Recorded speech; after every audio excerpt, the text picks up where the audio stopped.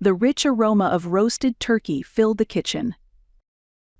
A large platter of appetizers, perfectly ironed tablecloths, and place cards with each guest's name were set out. All of it had been prepared by me, Allison. 9 months pregnant, I had planned and executed this entire Christmas party on my own. My mother, Barbara, and my younger sister, Lauren, were lounging in the living room, chatting away with their phones in hand. Not once had they offered to help, not even a word of thanks. "Wait, Allison did all this? Damn, you're doing way too much." Lauren laughed, but her tone held no respect, no concern. "Allison's always been the thoughtful one, right?" My mother, Barbara, chimed in playfully. "She's always been like that. Tries to do everything herself, then burns out and blames the world." I turned away, pretending to smile, while something heavy pressed deep inside my chest. I was the one supporting this household now. My father used to provide for both my mother and sister, but after his death several years ago, it was my stable income as an accountant that kept things afloat. Every time, Barbara would call in tears, "I'm not feeling well, I can't afford a doctor." Sure, I knew there was some inheritance and probably support programs out there. But I still pitied her for losing Dad. And once I started helping my mother, Lauren naturally started relying on me too. She'd dropped out of college and decided to become an influencer, but did little beyond scrolling social media. Even so, whenever she guilt-tripped me with teary eyes, I couldn't bring myself to turn her away. Even now, nothing had changed. As I laid the forks on the table, a sudden wave of weakness nearly made my knees buckle. I carefully eased into a chair, trying not to draw attention. I wasn't feeling well, but if I said anything, they'd just laugh and call me dramatic. That's when I heard it. "What do you think you're doing? That's Lauren's seat, isn't it?" Barbara's sharp voice rang out from the living room. "Just because you're pregnant doesn't mean you get to be lazy. Get up, Allison."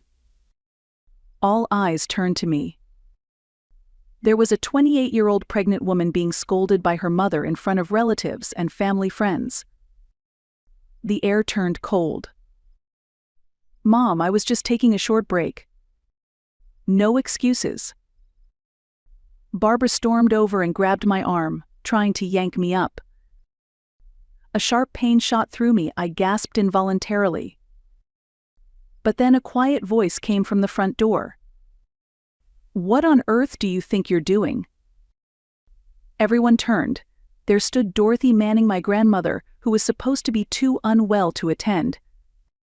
With a cane in hand, she slowly stepped inside. The entire room froze in stunned silence. Her presence shifted the atmosphere completely. Yelling at a pregnant woman, how shameful. Have you ever even thought about how much your daughter sacrifices to support this family?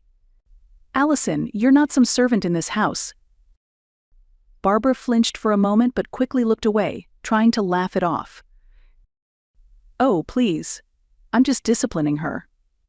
You spoil her and she'll walk all over us." "No, the one who's walking all over someone is you." Dorothy's voice was calm, but there was a sharp edge that cut through any room for pity. Family means showing gratitude to those who support you, not using your daughter for convenience and then looking down on her. That's not family. The looks from the guests began to shift. Where once I had felt the cold stares of, "Well, she's the oldest, it's expected." Now those stares were turning toward Barbara and Lauren. Lauren opened her mouth to speak, but said nothing. She bit her lip and looked down. Dorothy walked over to me and gently pulled out the chair beside mine. She leaned in and whispered, "You've given enough. Now it's time to live for yourself and your child." Tears welled up in my eyes. I had never asked for help, not once. I believed that if I bore the burden in silence, things would work out. But now, with just a few words, My grandmother had started to melt the ice lodged deep within me. I didn't know how much she knew about the financial situation, but she must have seen enough to know I needed saving. "Thank you, Grandma." My voice trembled as I said it, but I didn't sit back down just yet. Instead, I pulled out my phone from my pocket and opened an app in silence. There it was, a detailed history of years of financial support, living expenses for my mother, medical bills, all of it. No more. I whispered to myself as I began canceling each scheduled transfer one by one. With every transaction complete message that flashed across the screen, I felt something loosen in my chest. Once I'd finished, I finally sat down in a chair in my own room. "It's over." The words didn't come out, but I felt them tremble in my throat. A confirmation email arrived from the bank. The money flow was completely shut down. They would never siphon from my wallet again. It was quiet. The noise of the house, the noise of the past, all of it faded. It wasn't revenge I felt. It was closer to a prayer finally answered. No one will ask for my approval or my sacrifice anymore. From that moment on, I was no longer anyone's daughter or sister or personal ATM. I was a woman reclaiming her own life. Several years ago, things were completely different. I worked for a major audit firm, and I loved my job. My boyfriend, Paul, and I often talked about the future. On weekends, we toured small apartments together, saying, "Maybe this is where we'll start our life." Paul Hansen. I was just 24 then, still chasing dreams of a career and a family. Paul was the opposite of me, outgoing, sociable, full of charm. It didn't take long for us to fall for each other. "I remember on our first date," he said, "I love how you always try to take on everything yourself." I blushed, unsure how to respond, but I was a little happy to hear it. Back then, I was still paying most of my family's bills, too afraid to ask anyone for help. So Paul's quiet presence, his warmth, it felt like salvation to me. 1 year later, Paul proposed. In a small restaurant, he held out a modest ring and said, "Will you build a life with me?" In that moment, there was no hesitation in my heart. I said yes, and as he pulled me into his arms, I could clearly see the outline of a happy future. But my family wouldn't allow it. From the start, my mother, Barbara, was against it.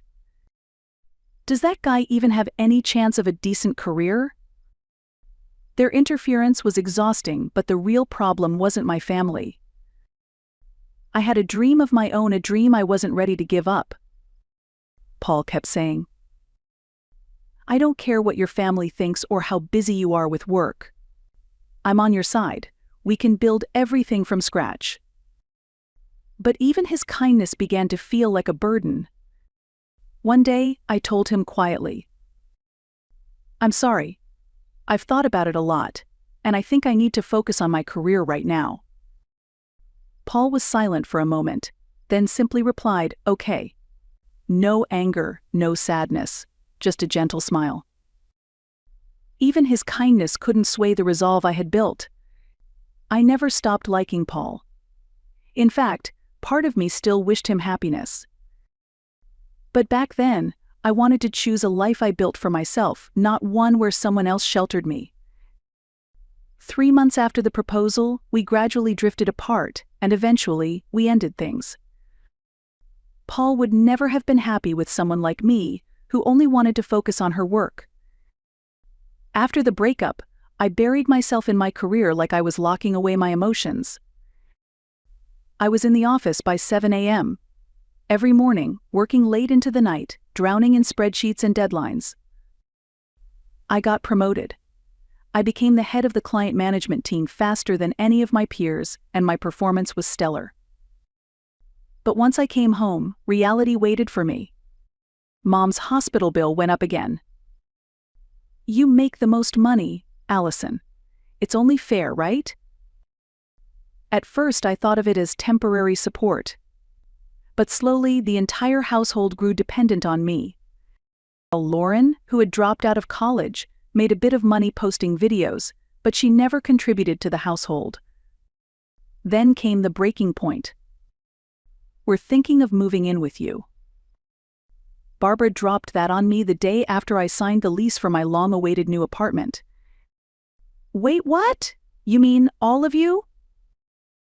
I couldn't help but ask. Barbara replied like it was the most natural thing in the world. "You're moving into a bigger place, aren't you?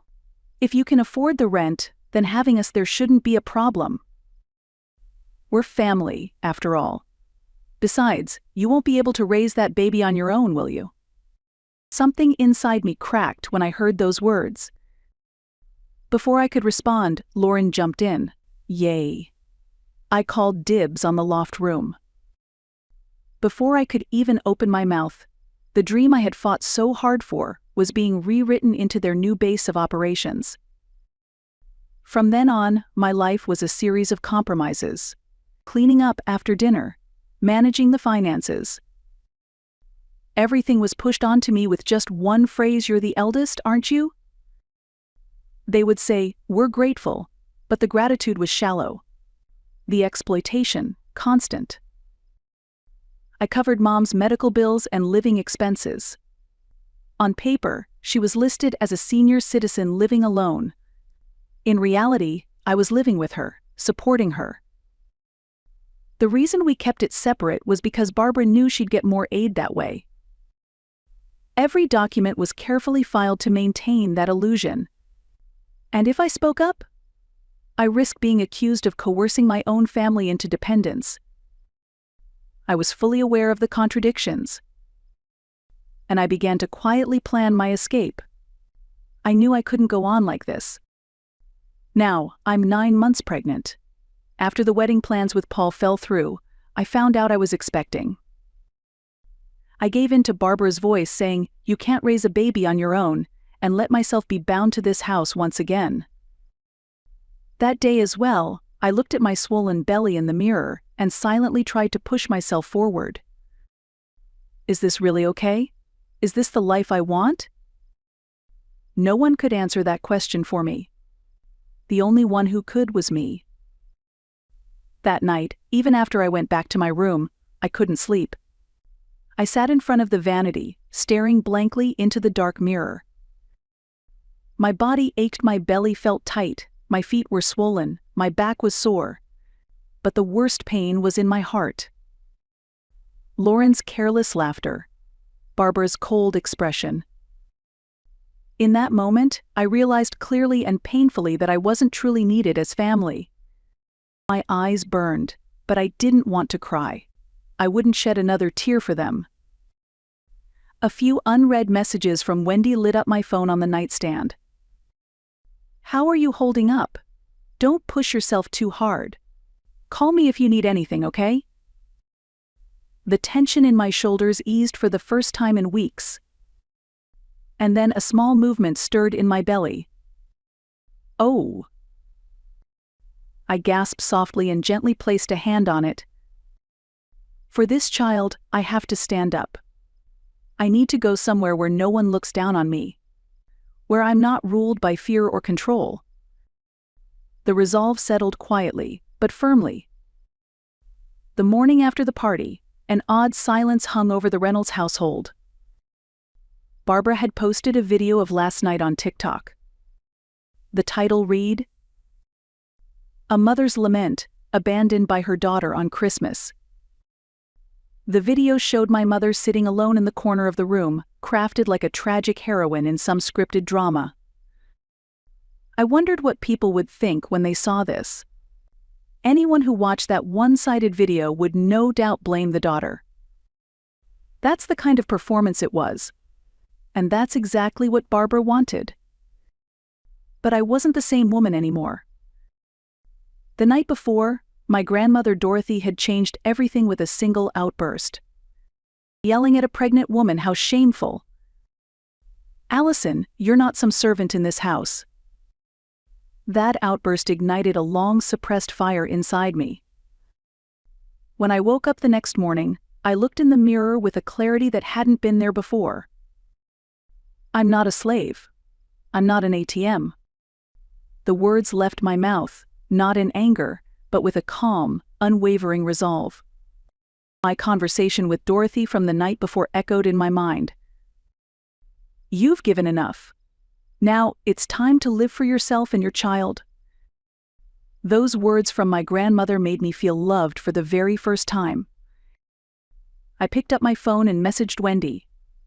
She had been my closest friend since college, an independent woman who ran her own online education platform.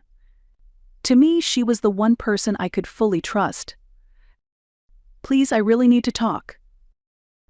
The message was marked as read almost instantly. Anytime. Want to come over now? And just like that, one of the heavy weights on my chest lifted. As I got dressed, I caught a glimpse of my reflection. Tired eyes and a 9-month belly, but a steady, determined look in my gaze. No one controls me anymore. I whispered it to my reflection, and this time, I truly meant it. Wendy's home was the one place where I could breathe. Can't believe we're seeing each other like this, but I'm so glad you came. I've been worried sick. She opened the door with a knowing smile, then welcomed me inside. There was herbal tea and homemade biscuits waiting on the table, and that small act of care made my shoulders drop, just a little. Can I tell you everything? Wendy nodded. That was all the permission I needed. And I told her. Everything I had never dared say out loud. How I paid all the bills. Covered my mother's hospital fees. Paid for my sister's tuition. How Barbara and Lauren leaned on me silently demanding, never asking. How I couldn't say yes to Paul, not because I didn't love him, but because I was too trapped. How the word family had become an excuse for exploitation. Wendy didn't interrupt once. She simply held my hand and listened. By the time I finished, tears spilled down my cheeks. I'm not wrong, am I? No, you're not wrong. In fact, I'm amazed you held on this long. You're not alone anymore. Her words soaked into my heart like rain falling on parched ground. Later that day, Wendy introduced me to a friend of hers, a lawyer well-versed in family and financial law. Together, we calmly went over everything, documents, evidence, and how to apply for the support I deserved. This isn't just an emotional matter. You've been mistreated economically, legally. We'll make this right. I nodded. It wasn't about vengeance anymore. It was about reclaiming the life I should have always had. That night, I lay down on Wendy's couch and gently rested a hand on my belly. I want to be the kind of mother this child can be proud of. That quiet but unshakable resolve burned inside me. The next morning, sunlight peeked through the curtains, brushing softly against my face. But there was no peace in my expression. Even after a few days at Wendy's, my mind never stopped racing. Even with the baby's movements reminding me of the life I carried, I couldn't fully rest. The humiliation at the party, Barbara and Lauren's cold stares, Dorothy's piercing words, and the slow collapse of my life's foundation. Everything circled through my thoughts like a storm. I knew I had made the right choice. But the years of learned self-sacrifice fought hard against my newfound freedom. When I left that house with nothing but a small bag in hand, my legs trembled slightly. But I couldn't let anyone see that. I can't breathe. By the time I reached the bottom of the long staircase, I was already out of breath. My body was heavy. I could feel the baby shifting, trying to find space. I'm sorry, sweetheart. Just a little longer, okay?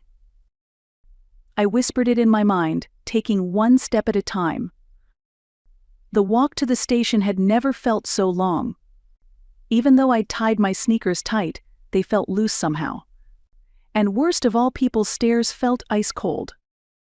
No one was going to help me. That truth cut deep. By the time I reached Wendy's station, my body felt like lead.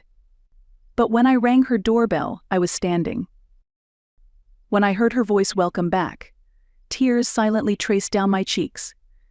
There was someone who would welcome me. I told myself, I'm going to be okay. When I opened my laptop, the video was still up. The one Barbara had posted on TikTok the day after the Christmas party. A mother's lament, abandoned by her daughter on Christmas. There she was on the screen, sitting dramatically in the corner like a tragic character from a stage play. I didn't want to trouble my pregnant daughter, so I kept my distance. Even if people misunderstand me, that's okay. I did it for her. The staged sniffles, the carefully chosen lighting, the on-screen captions highlighting my mother's tears. One by one, comments began flooding in. So moving. How could her daughter be so cruel? If you can't even love your own mother, how can you be a mother yourself? The video quickly surpassed 100,000 views. Donations, unsolicited but sympathetic, began pouring in. This is a lie. I whispered to myself. I opened file after file with steady fingers. Bank transfers, payment records for hospital bills, even photos of Barbara dining at restaurants and shopping at malls during her so-called recovery. Credit card statements, time-stamped receipts. The truth was clearly documented. Wendy said, "If you're going to reveal the truth, now's the time. You're not the daughter of a victim. She's pretending to be a victimized mother, but in reality, it's the opposite." I nodded silently, then placed my hands on the keyboard and began typing with quiet resolve. "You've got this, Allison. This is just the beginning." Wendy placed a gentle hand on my shoulder. I glanced down at my round belly. For this child, I have to change. Not just as a mother, but as a woman taking the first step toward a new life. I slowly opened the social media post editor. Until now, social media had been nothing more than a stage for my mother's lies. But not today. Today it would be a platform for truth, not emotion, but fact. This is not a rebuttal to my mother. This is a record of the truth. Beneath the caption, I uploaded PDFs of transfer receipts, proof of paid medical bills, and photos from Barbara's vacations posted during her so-called convalescence, including receipts for luxury makeup purchases. While pregnant, I supported my family in ways most will never see. I want people to know what that looked like. Within 10 minutes, the comments started flooding in. Wait, so what's the real story? This evidence is too clear to deny. She did all this at 9 months pregnant? The mom in that video seems completely different now. Even locals began chiming in. These documents are real, same format we use at my company. She's the one who does corporate finance support around here. She's trusted. The narrative shifted instantly. Barbara's carefully crafted victim role began to unravel publicly and loudly. When I hit post, I exhaled deeply. Whatever happened next, my heart was remarkably calm. This wasn't revenge. It was a step toward reclaiming myself and building a real life with the child I carried. Wendy brought over coffee and sat beside me. That was impressive. There's no way they'll stay quiet after this. They don't need to respond. It doesn't matter anymore. I'm not going back. Wendy nodded, quietly patting my shoulder. My baby shifted gently inside me, as if whispering, "Well done." I placed a hand on my belly and closed my eyes. We'll start a proper life together, just the two of us. No more control. No more fear. That night, hashtags began trending. What real family love looks like. Dawn texploit pregnant women for sympathy. The next day, Barbara's phone wouldn't stop ringing.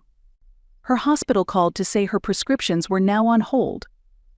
The pharmacy account had been suspended. Even her rent, electricity, and gas were now under someone else's name.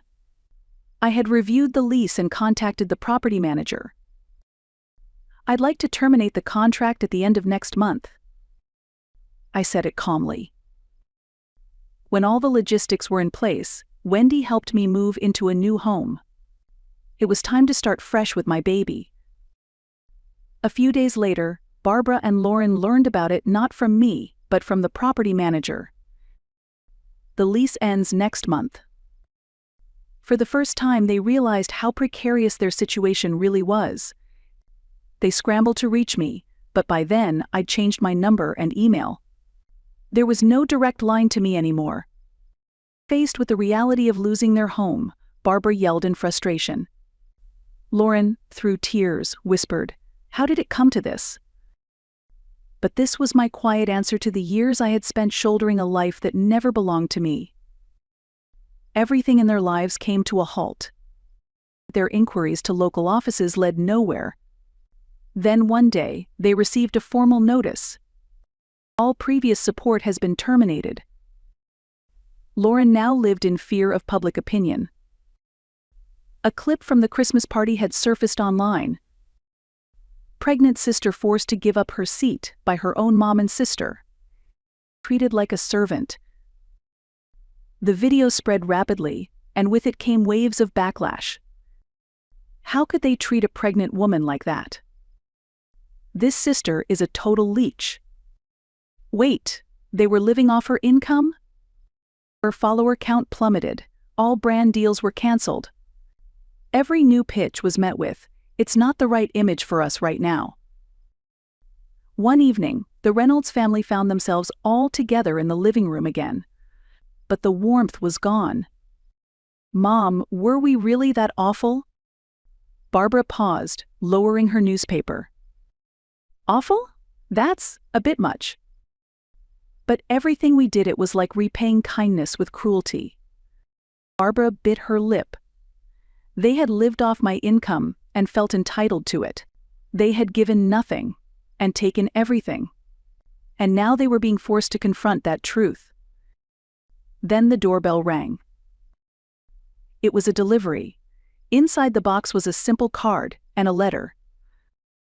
"To whom it may concern, I'm spending quiet days with my son in our new home. There's been a lot to reflect on, but I feel calm now. I don't intend to dwell on the past anymore. But I've made my choice. I won't be coming back.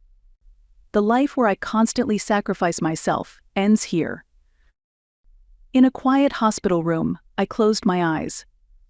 After a long fight, I held a tiny life in my arms. The warm weight of a newborn. "Welcome to the world, Lucas." Tears slipped down my cheeks. When I whispered his name, he opened his mouth and reached for my finger. No matter how lonely I had been, this moment made it all worth it. After being discharged, I moved into a small apartment on the west side of town. It wasn't new, but the sunlight filled the room. Simple furniture. A few houseplants. In Lucas's little crib were picture books I had once loved as a child. Then, one day a letter arrived. A pale gray envelope and handwriting I instantly recognized. To Allison. Just below the name, written in careful script, were the words, "Would it be wrong of me to dream that one day it could be the three of us? You, me, and Lucas?" As I finished reading, I pressed the envelope gently to my chest. What came to mind was the gentle future we once dreamed of together, the day we talked about renting a place, just the two of us. Could I go back? Stand beside Paul again? The time that had stopped for the two of us on that day was now beginning to move again, this time as three.